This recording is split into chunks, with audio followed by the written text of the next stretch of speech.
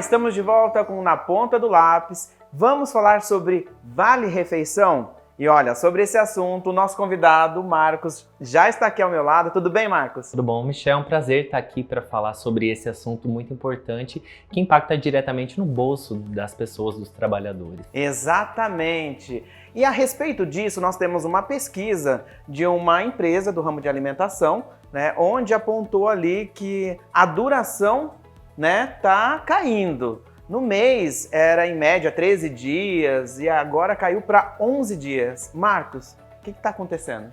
O principal impacto dessa diminuição do poder de compra do funcionário, da pessoa mesmo, de qualquer pessoa, é a inflação. Nós temos aí várias ações, vários impactos que ocorreram no mercado nesses últimos anos, né? Vou citar os dois principais, que foi a guerra entre a Ucrânia e a Rússia, e também tivemos a crise do Covid.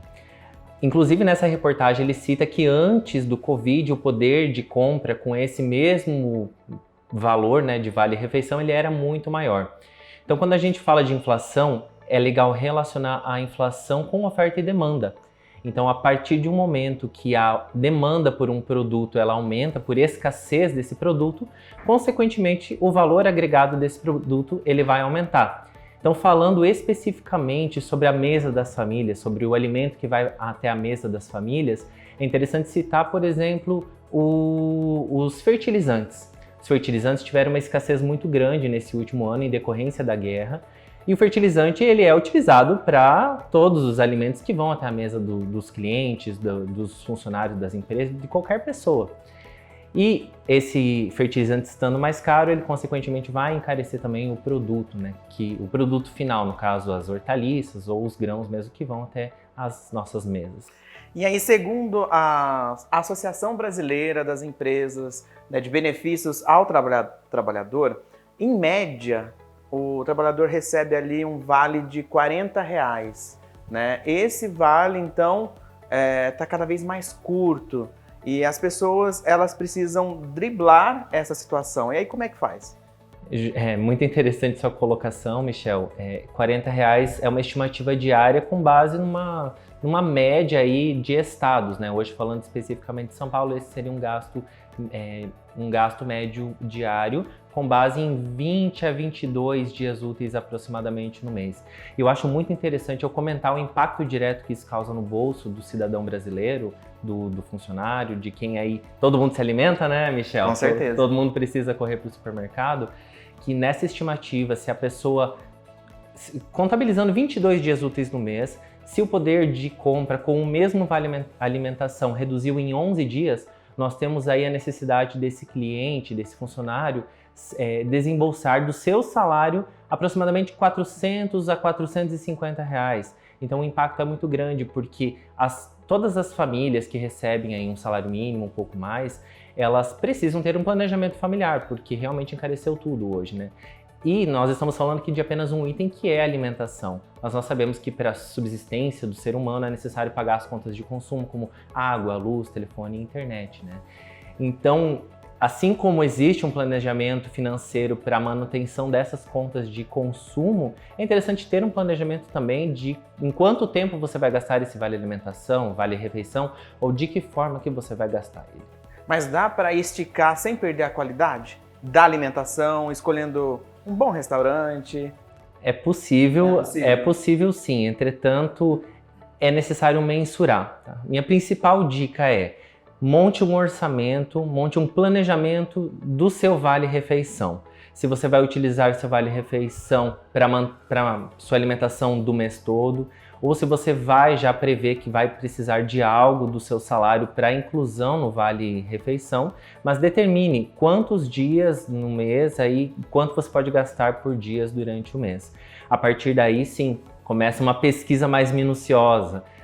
O legal, eu venho de cidades muito pequenas que a gente nem tinha acesso a deliveries. Tá? Aqui o legal é que tanto os supermercados como restaurantes, eles têm a opção de você fazer uma pesquisa prévia antes de se dirigir até ele.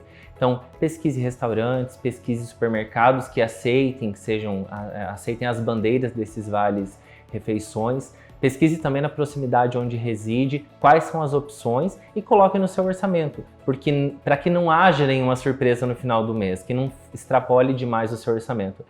E a dica principal, só para concluir a linha de raciocínio, não sei se você já percebeu, mas existe uma estratégia de marketing em todos os restaurantes que é deixar na frente do caixa vários itens de consumo, com balas, gomas de mascar, chocolates. Para quê? Porque eles têm uma meta de vendas, mas você tem a sua meta de consumo. Então por que você vai comprar se você não está precisando?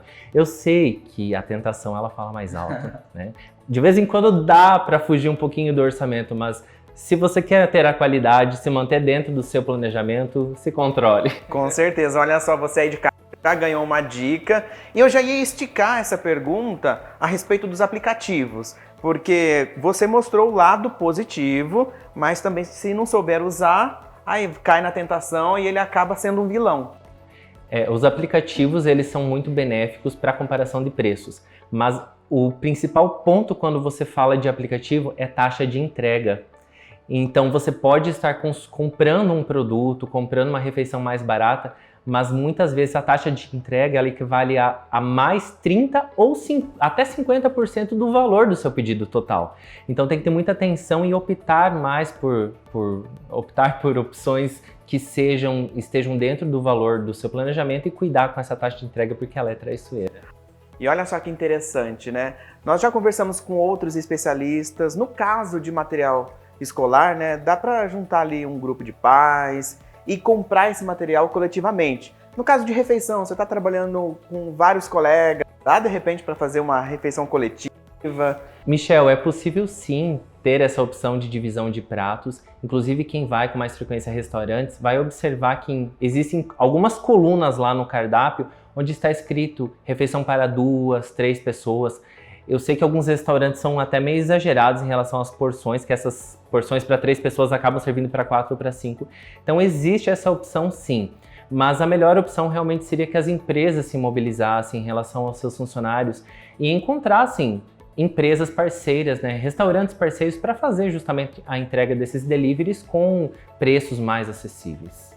Marcos, reta final aqui do Na Ponta do Lápis, aquela dica valiosa para o pessoal de casa então, ou um resuminho, né, do que o pessoal deve fazer, né, para esticar então esse vale até o final do mês. Legal, Michel. Pessoal que está nos assistindo então, a principal dica é a pesquisa. Não sei se todo mundo aqui tem familiaridade com planilhas, eu sou suspeito a falar porque eu adoro, mas existem aplicativos hoje nas lojas de aplicativo dos celulares que ajudam nessa organização financeira.